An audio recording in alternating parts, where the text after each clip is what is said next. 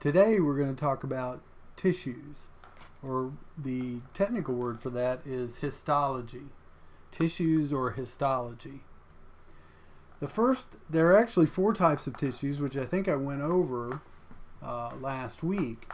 But the first of these that we want to talk about is the epithelial tissue. Epithelial tissue covers many parts of the body. Every epithelial tissue is made up of 2 sides. The side that faces the external environment is usually called the free surface of the epithelium, while the side that's on the underside or not toward the free surface is called the basal surface. At the bottom of the epithelial tissue, near the basal surface, is usually a material that holds the basal surface to the next type of tissue that it's attached to. And this glue that holds these surfaces together is called the basement membrane. And that's an important part. And looking at this diagram here, so up here would be the free surface. And this is the basal surface down here. And this yellowish line here would be called the basement membrane that attaches the epithelium here to the next layer of tissue, whatever it happens to be.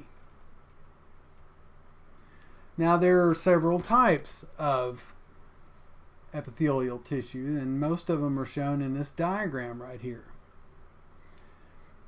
First of all, it's important to note that the basement membrane, which is here in each of these diagrams, has no blood vessels, and the doctor word, or the technical word for that, is avascular. Epithelial tissue is notable in the fact that it can repair itself, and it has the ability to reproduce itself by mitosis. And that is one of the reasons that the epithelial tissue is in the places that you find it, is because it can repair itself. The cuboidal epithelium, which is shown here, one thing to think about is the thicker the cells get, the more production and the more work that the cells have to do in terms of energy-related work. Thin cells, this squamous epithelium here, are primarily to prevent what's out here from getting inside and what's in here from getting outside. Cuboidal cells, on the other hand, because they have a lot more cytoplasm, they can produce and do a lot more work and energy, and so they are generally used with absorption, taking things in, and secretion, getting things out. The columnar epithelium produces its own materials. One of those materials is called mucus.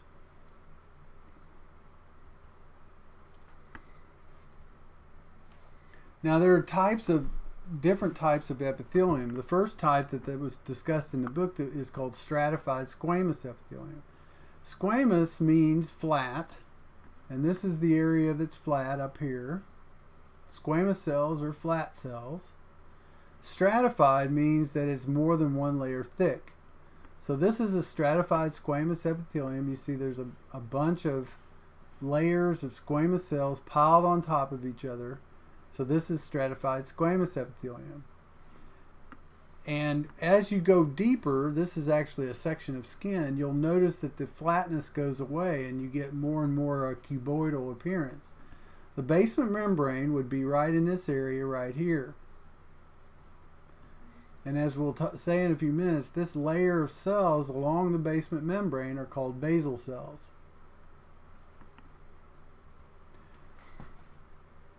The basal cells are those cells that go along the basement membrane and that are next to the basement membrane and next to the next layer of tissue that's there.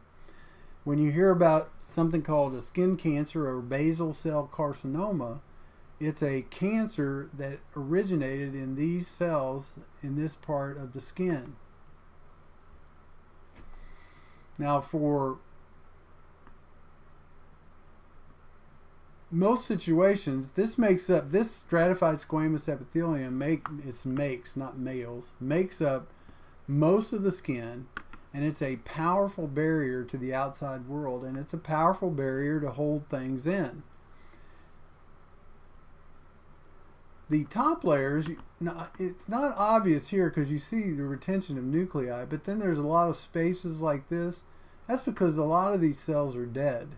Many of these cells are dead. The top layers are dead, and they contain a material which is essentially waterproofing material that's called keratin. So this kind of epithelium is called keratinized stratified squamous epithelium, and there is non-keratinized as well. And the keratinized, you can actually see the keratin inside the cells under the microscope, and it produces a waterproof barrier. Actually, this little jewel right here is what is called a keratin pearl. Here's another one here. The cells are producing keratin, which helps make this waterproof. Now, the other stratified squamous epithelium is non-keratinized, and it's also called moist. And the reason it's called moist is it's wet with lubrication, and the most common place that you'll see it is the inside of the mouth. So the epithelium on the inside of the mouth is very similar to the skin, with the exception that it does not produce keratin, and it does produce fluid for lubrication. And you know what happens if you don't have that fluid. It becomes very difficult to chew and swallow food. The other stratified epithelium is called transitional epithelium. The transitional epithelium is on the inside of the bladder. It's a layer, and the top cells are actually called transitional cells. And its unique ability is its ability to stretch. And as many of you probably know, the bladder has to be able to stretch to accommodate an increasing amount of fluid. And so this ability to stretch is very important. You know that your skin will stretch a little bit, but not very much. As it says in the book, when the bladder is empty, it's about the size of a walnut. And when it's full, depending on the person, it can be as big as a grapefruit or even bigger. So it has to be able to stretch a great deal. Now, this is called, you see that there's a layer of nuclei along here and another layer of nuclei along here. This is called pseudostratified epithelium. And this is commonly found in the airways. And it's usually associated with goblet cells here and here, which produce mucus. And this sort of hairy looking stuff here are cilia. So you have the what appears to be a piling on. It's not really a piling on of cells, and you have these cilia. Now the function of these two things, the goblet cells and the cilia, are important to your airway function. The cilia, for example, they constantly beat from the lungs up toward the nose. And what they do is, if something gets trapped on the mucus that's on this surface here, they tend to push it up so that it can be coughed out. And so this cilia function is very important to keep dirt out of your lungs. And the goblet cells produce the mucus, and the blanket of mucus that goes down your airway, if particulate matter comes down there like dust and various other things like that, it gets trapped in the mucus, and then the mucus gets pumped out by the cilia, and you cough. And this is why people have something called a smoker's cough. When people smoke, they take in particulates through the cigarette smoke. These are captured in the cilia, or in the mucus, and then the cilia move them up. And when you're asleep, they get moved up to the top of your airway. And then when you wake up, commonly people cough, and they'll cough up some mucus and spit it out, and that's basically cleaning that stuff out of your lungs. Now that's all the discussion on epithelium, so let's now switch to glands. I'm sorry, it's all the discussion on the squamous epithelium. Now we're going to talk about glandular epithelium. And there's essentially two types of glandular epithelium, endocrine gland and exocrine glands. Exocrine glands are glands that secrete their products into a duct. For example, here you have an exocrine gland here, and it's secreting its material out into, and this would be a tube that would carry it to wherever it needs to go. I gave the example of pancreas. The pancreas produces enzymes. The enzymes are then pumped into the pancreatic duct, which ultimately is pumped into the GI tract, and they function to help digest the food. So exocrine glands, the sweat glands are exocrine glands. They pump their fluid out onto the skin, and that's what's actually being shown here.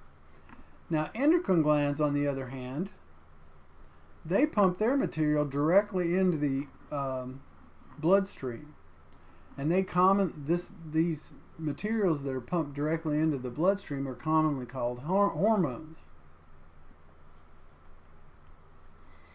Now there are three types of glandular epithelium, or glands, that produce. There's the merocrine gland, the apocrine gland, and the holocrine gland.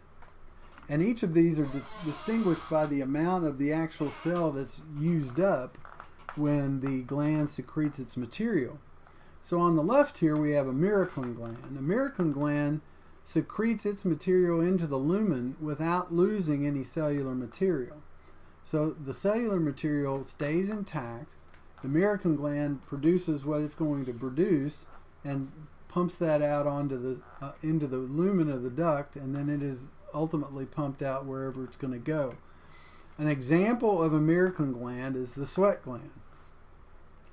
An apocrine gland, on the other hand, gives up some of its cytoplasm into its secretions. And so you see that pieces of the cytoplasm of these cells break off and go into the secretion along with the other materials that is produced. An example of an apocrine gland is the mammary gland that produces the milk that the babies end up eating. And a holocrine gland is an exocrine gland that secretes everything. The cells actually fall into the secretion and become what the secretion is made up of. So the secretion is actually made up of these disintegrating cells that fall into this gland. And a sebaceous gland is an example of that. And the sebaceous gland is a gland that's associated with the skin that we'll talk about next week when we talk about the skin. Now for the quiz, you need to remember the definition of each of these, but also remember examples of each. Because I might put merocrine gland in one part of a matching and then put sweat gland, and you need to match those two. Now this slide is just to remind you that there are two types of glands, endocrine and exocrine gland, and the pancreas is actually one of those organs that has both. So you have the exocrine portion of the pancreas here, and the exocrine portion secretes its products into this duct.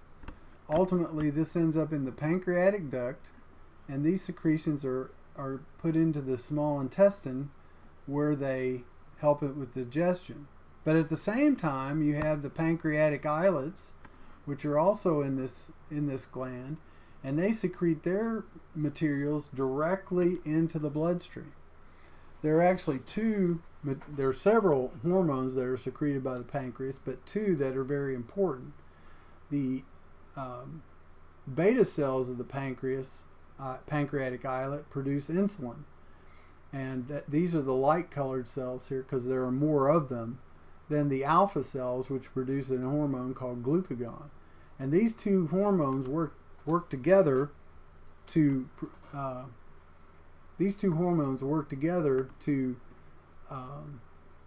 balance or keep our blood sugar in homeostasis. And so I just wanted to show this to review the fact that we have both endocrine and exocrine function within one gland. The exocrine function is into the ducts, ending up ultimately in the GI tract. The endocrine function is directly into the bloodstream and controls the blood sugar.